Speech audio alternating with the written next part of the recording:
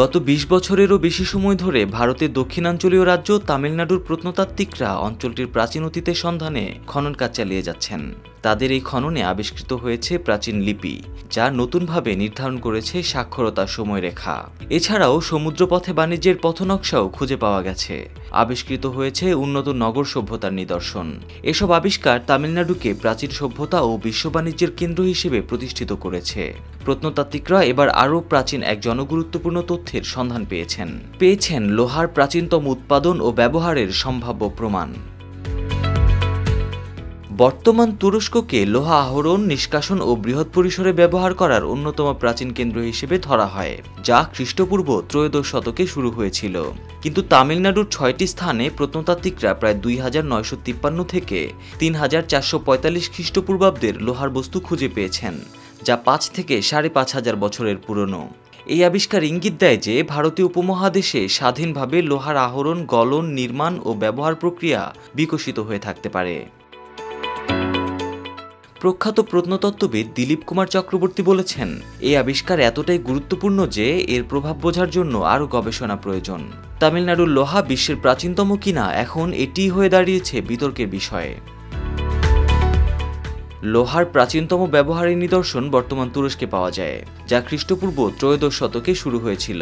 কিন্তু তামিলনাড়ুর প্রত্নতাত্ত্বিক নমুনাগুলো তার থেকেও অন্তত ৪০০ বছরের বেশি পুরনো হতে পারে।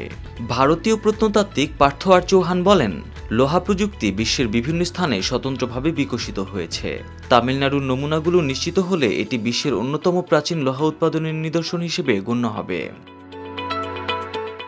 প্রাচীনতম পরিচিত লোহার নিদর্শনটি ছিল ৯টি নলাকার পুঁতি, যা তৈরি করা হয়েছিল উল্কাপাতজাত লোহা থেকে। এই ধাতু পৃথিবীতে উড়ে আসা উল্কাপিণ্ড থেকে পাওয়া যায়। তামিলনাড়ুর বেশিরভাগ লোহার নিদর্শন প্রাচীন বসতিগুলোর কাছাকাছি পাওয়া গেছে। প্রত্নতাত্ত্বিক কে রাজন ও আর শিবানন্থম বলেন, খননকারীরা এখন পর্যন্ত ৩০০০টিরও বেশি চিহ্নিত লৌহযুগের সমাধির একটি ক্ষুদ্র অংশই অনুসন্ধান করেছেন। এই সমাধিগুলোতে প্রস্তরের কফিন ও প্রচুর লোহার বস্তু রয়েছে। খনন কাজে কাস্তে, বর্শা, ছুরি, তিলের ফলক, ছেনি, কুঠার ও তরোয়াল সহ বিভিন্ন লোহার সরঞ্জাম উদ্ধার করা হয়েছে। একটি সমাধিস্থলে ৮৫টিরও বেশি লোহার বস্তু পাওয়া গেছে। ছুরি, তীরের ফলক, আংটি, ছেনি, কুঠার ও তলোয়ার এইসব ছড়িয়েছিল সমাধির ভেতরে ও বাইরে। বিশ্বের ৫টি পরীক্ষাগারে ২০টিরও বেশি গুরুত্বপূর্ণ নমুনার বয়স নির্ধারণ করা হয়েছে, যা তাদের প্রাচীনত্ব নিশ্চিত করেছে। কিছু আবিষ্কার বিশেষভাবে চমকপ্রদ।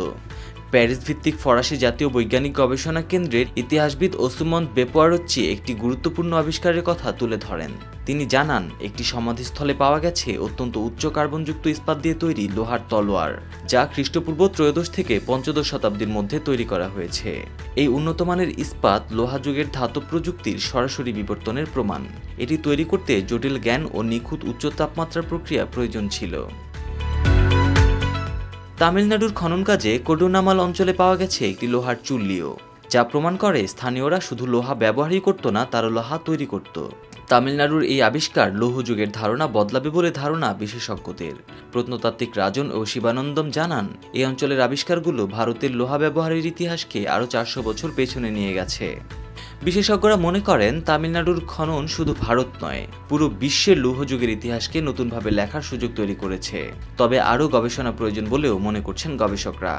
ভারতের প্রখ্যাত প্রত্নতাত্ত্বিক কাত্রাগাড্ডা পদ্দাইয়া বলেন, এটি শুধু শুরু, আমাদের আরও গভীরে গিয়ে লোহার উৎপত্তি খুঁজতে হবে।